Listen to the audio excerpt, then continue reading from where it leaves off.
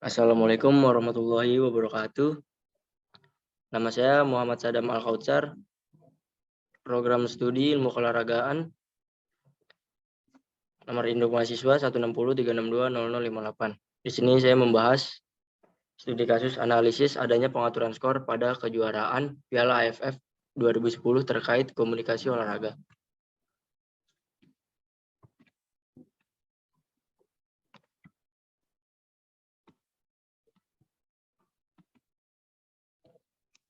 Topik pembahasan. Yang pertama ada kejuaraan Piala AFF. Kedua, keberlangsungan kejuaraan Piala AFF 2010. Dugaan kecurangan pengaturan skor pada Piala AFF 2010. 4. Komunikasi olahraga. Yang kelima, analisis kasus dengan komunikasi olahraga. Yang pertama, kejuaraan Piala AFF. AFF Championship atau biasa disebut kejuaraan Piala AFF merupakan turnamen sepak bola dari negara-negara anggota Federasi Sepak Bola ASEAN (AFF) yang diselenggarakan 2 tahun sekali. Piala AFF sendiri bermula ketika Konfederasi Sepak Bola ASEAN tahun 1996 berinisiatif membentuk turnamen antar negara di Asia Tenggara. Saat itu negara-negara di Asia Tenggara terlanjur kesulitan untuk tampil di turnamen yang diselenggarakan Konfederasi Sepak Bola Asia (AFC). Piala AFF pun jadi solusi agar kualitas tim sepak bola dari Asia Tenggara tidak terlampau jauh ketinggalan. 6 negara inisiator Piala AFF adalah Singapura, Malaysia, Filipina, Thailand, Brunei Darussalam, dan Indonesia. 2. Keberlangsungan kejuaraan Piala AFF 2010. Kejuaraan AFF 2010 adalah edisi ke-8 turnamen sepak bola kejuaraan AFF. Babak grup putaran final turnamen ini diselenggarakan di 2 negara, yakni Indonesia dan Vietnam, pada tanggal 1 hingga 8 Desember 2010. Sementara pertandingan semifinal dan final diselenggarakan pada 15 hingga 29 Desember 2010 dengan sistem kandang tandang.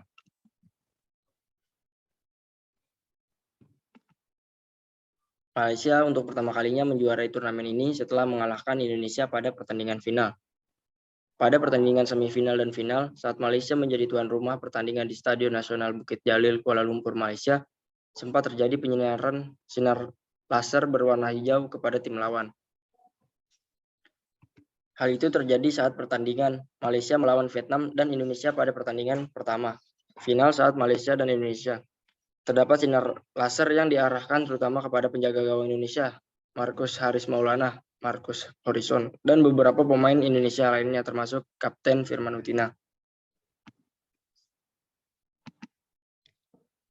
Pada menit ke-54, pertandingan sempat dihentikan karena sinar laser semakin sering ditujukan kepada pemain Indonesia. Pelatih Indonesia, Alfred Riedel, langsung menginstruksikan pemain Indonesia untuk keluar dari lapangan pertandingan. Wasit juga menginstruksikan agar seluruh pemain keluar dari lapangan untuk sementara waktu. Negosiasi kemudian dilakukan antara pihak Malaysia, Indonesia, dan panitia pelaksana pertandingan (LOC). Setelah diskusi selama beberapa menit, pertandingan kemudian dilanjutkan. Setelah pertandingan sempat dihentikan, Indonesia memasukkan 3 gol, sehingga pada pertandingan tersebut Malaysia menang dengan skor 3-0. 3. Dugaan kecurangan pengaturan skor pada Piala AFF 2010. Selain terjadinya sinar laser pada pertandingan Piala AFF 2010, juga terdapat isu pengaturan skor yang terjadi pada pertandingan antara Malaysia dan Indonesia. Pada fase grup Indonesia mendominasi atas Malaysia, sehingga kekalahan Indonesia di leg pertama final dianggap sangat mencurigakan.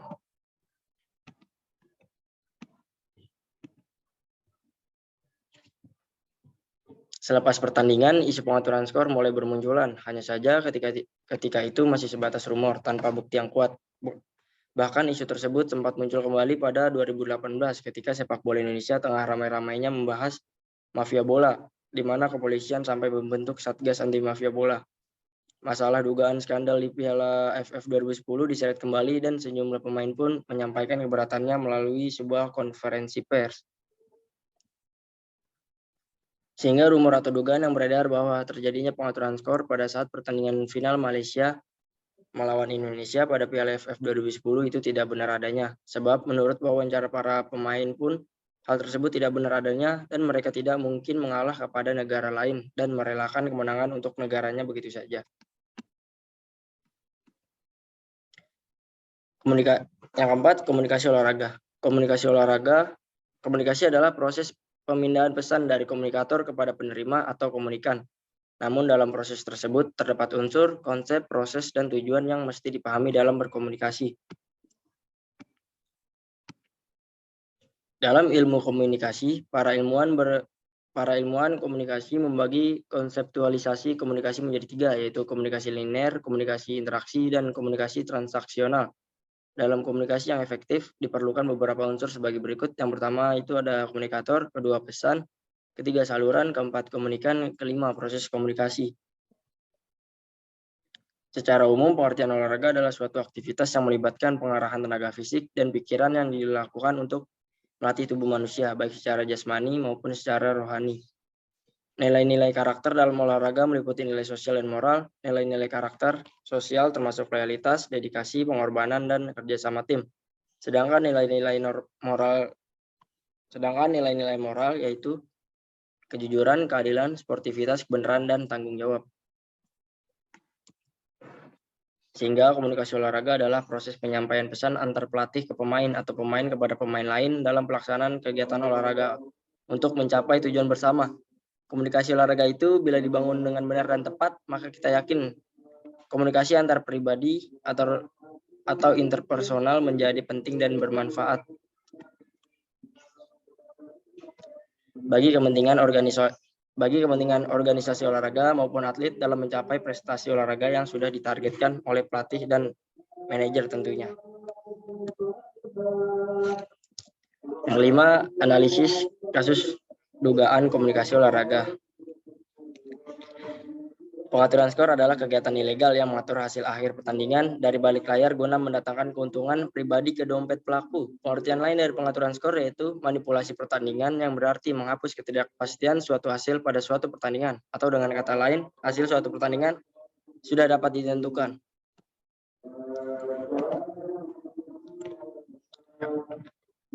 Adanya dugaan bahwa terjadinya pengaturan skor pada pertandingan final di kejuaraan Piala AFF 2010 yang ternyata itu tidak benar memiliki keterkaitan dengan komunikasi olahraga, di mana jika pengaturan skor yang terjadi itu benar adanya, maka hal tersebut terjadi karena kurangnya komunikasi olahraga pada pertandingan tersebut. Jika terjadinya pengaturan skor itu benar, maka penerapan dalam nilai-nilai karakter olahraga tidak diterapkan dengan baik, di mana nilai kejujuran, keadilan, kompetitif, sportivitas, dan yang lainnya tidak ada sama sekali. Pengaturan skor yang merupakan tindakan ilegal menjadi salah satu penghambat dalam terlaksananya komunikasi olahraga.